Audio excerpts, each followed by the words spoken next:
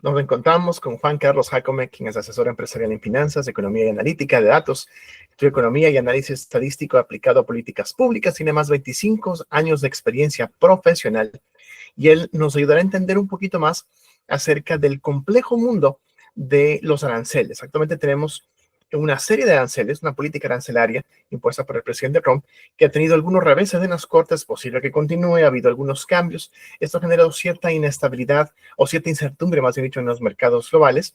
Pero, ¿qué significa esto para la persona común y corriente? ¿Qué significa esto en términos de los hogares en los que estamos? Juan Carlos, muchísimas gracias por acompañarnos. ¿Cómo podemos traducir toda esta política global, esta política de aranceles, en el impacto que tendrían las personas aquí en Estados Unidos en su día a día? ¿Cómo miras todo este impacto en la economía real? Sí, Diego, gracias por el espacio. A ver, siendo muy didáctico, primero yo te diría, esto es una pelea entre grandes, ¿no? Y uno debería verse como un chiquito en un mundo de grandes, y los intereses de los grandes, los chiquitos no los conocemos. Entonces, el primer consejo, es decir, hay mucho ruido, mucha información, mucha posición, mucho discurso, que realmente mi primera sugerencia es actuemos en primer momento como un niño, es decir, por un momento no escuchemos nada, hagámonos los sordos, ese es el juego a veces que hacen los niños. ¿Y por qué? Porque entre tanta información a veces es difícil procesarlo correctamente y quizás el silencio ayuda a cantar mejor la información. ¿Y a qué voy? Si me preguntas, bueno, ya en este ruido, ¿qué es lo que realmente deberíamos observar? Yo te diría, primero observemos la tasa de interés y escuchemos principalmente lo que diga el Federal Reserve.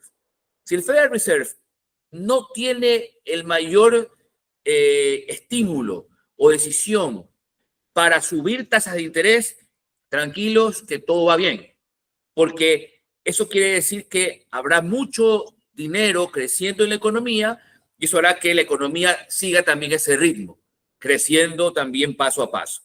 Por tanto, cuando la economía crece, el empleo también irá en ese sentido. Quizás no en los sectores que uno quisiera, pero la economía dará plazas de empleo en la medida en que crezca. Entonces, primer sugerencia es escuchemos lo que diga el Federal Reserve.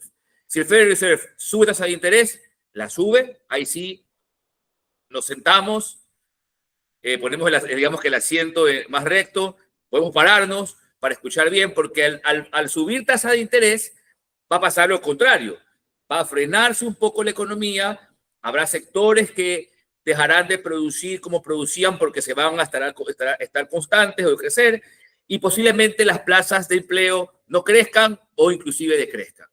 Recalco, si la tasa de interés sube, pasaría todo esto. De hecho, ya lo experimentamos durante un periodo bastante largo, ¿sí? Entonces, yo te diría, ese es el primer consejo, el principal consejo.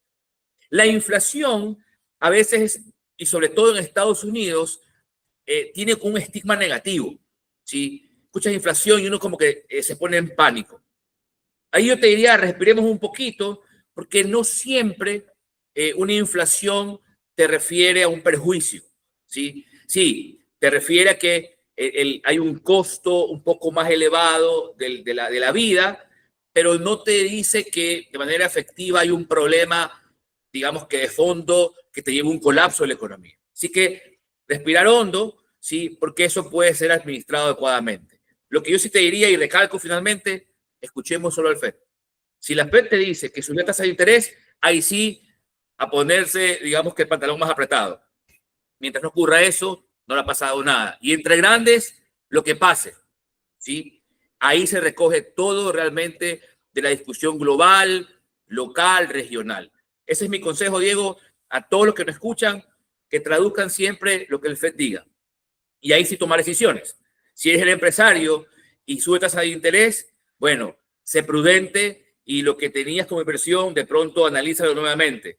Si eres como, digamos que, como todos nosotros, que trabajamos para el pan del hogar y vivir de cada día y poder hacer otra inversión, pues el gasto hacerlo más racional, apretarlo hasta ver cómo despunta mi trabajo, cómo despunta mi sector, ¿sí? Y tener de alguna manera controlado ese escenario financiero del hogar, ¿no? Mis consejos muy pragmáticos, Diego. Y me parece fantástico lo que acabas de decir, Juan Carlos. Una de las recomendaciones también, que en una conversación previa que teníamos, es que en muchas ocasiones lo que pasa en el mercado bursátil afecta a la economía real, aunque necesariamente en términos reales pues no debería ser así, pero hay como que ese efecto psicológico de impacto. Actualmente la tendencia parece ser de que la Fed, aparentemente, no sabemos de esto, pero en los próximos meses sabremos, va a bajar las tasas de interés. Si es que ese es el caso, ¿tú cómo mirarías el panorama económico al mediano y largo plazo? Bueno, buenísimo. Siempre que tú bajas tasas de interés, estimulas la inversión y el consumo interno, y eso hace que toda la economía funcione mucho más rápido, ¿no? Y sí, siempre es bueno escuchar cómo está la bolsa de valores. No te diría escucharla todos los días porque ya suena muy, como que mucha ansiedad respecto de eso, sí, pero sí un comportamiento sistemático. Yo les diría, veamos las empresas más importantes de los Estados Unidos, cómo está su comportamiento en bolsa. Si, obviamente, hay días que suben, otros que bajan, pero si hay estabilidad en su valor, en la bolsa de valores, yo diría no hay mayor riesgo, ¿no?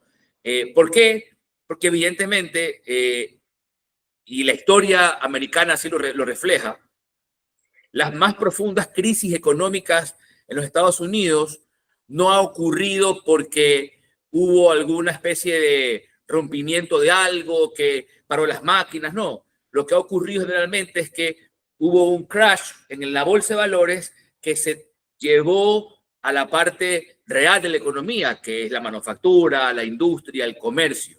Entonces, siempre hay que estar con un ojo puesto en bolsa de valores para saber que no hay un riesgo de que reviente alguna burbuja, de que haya una caída brutal de la cual no se pueda recuperar, ¿sí? Entonces, digamos que esa es mi segunda sugerencia, dado lo que tú sacas de comentario, sí, y lo que me acabas de decir de los anuncios de baja tasa de interés, te diría definitivamente sí, porque en cierta forma esa política, haciendo un poco memoria, es la que sacó a los Estados Unidos de la hondonada que tuvieron después de la crisis subprime, ¿sí? Entonces, la política de Barack Obama en su momento, que era básicamente tasa de interés cero, que no es la que va a haber ahorita, pero el bajar tasa de interés siempre te inyecta a la economía movimiento. Y eso a todo le viene bien, ¿no?